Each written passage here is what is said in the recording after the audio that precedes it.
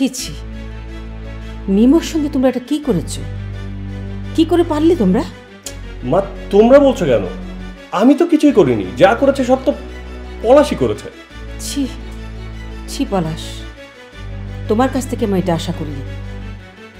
মিথ্যা বলে ধোকা দিয়ে 2টা বছর কিভাবে? আমি কোনো মিথ্যে বলিনি ফুপু, কোনো মিথ্যে বলিনি। মিথ্যে বলবে? আচ্ছা, আমার নাম নিয়ে ওকে চিঠি লিখেছিস, ওর সাথে সম্পর্ক করেছিস, এগুলা এগুলো মিথ্যা না? শুধু নাম, শুধু নামটা মিথ্যে ছিল, আর কিচ্ছু না, শুধু নাম।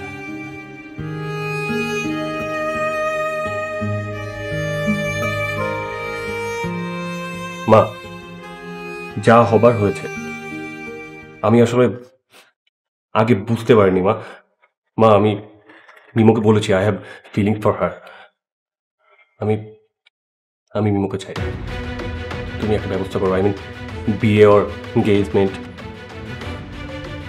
আমি অফিসে গেলাম। মিমো,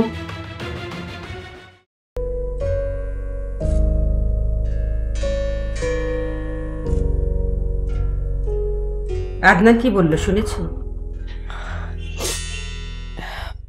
আন্টি, আমি আমি ডিসিশন নিয়েছি, আমি চলে যাব। 2-1 দিনের মধ্যে টিকিট বুকিং দিব। চলে যাবে?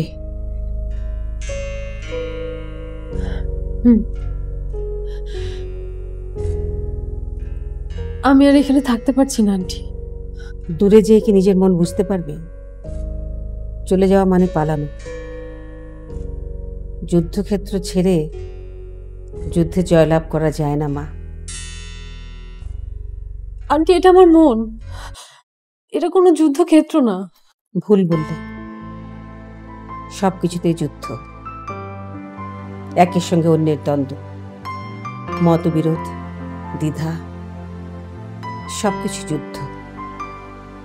যুদ্ধ তো শুধু অস্ত্র দিয়ে না, সবচেয়ে বড় যুদ্ধ হলো মনের ভেতর। আন্টি, আমার কোনো কিছুর দরকার নেই, যুদ্ধ না, মনও না। আমার মনে হয় আমার এখানে না আসলে ভালো হতো, তাহলে এত বড় মিথ্যেটা জানতে হতো না। মিমো, তোমাকে লেখা প্রত্যেকটা ইমেল, প্রত্যেকটা চিঠিতে শুধু আমার নামটা মিথ্যে ছিল, আর একটি শব্দ, একটি অনুভূতি মিথ্যে ছিল না।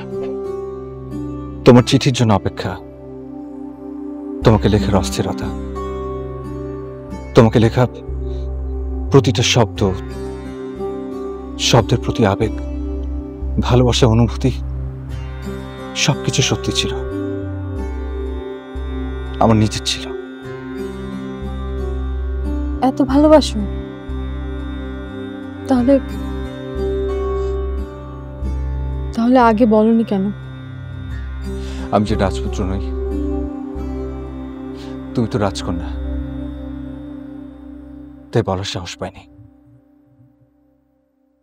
কিন্তু আমি আমার মনকে কি দিয়ে বোঝাবো?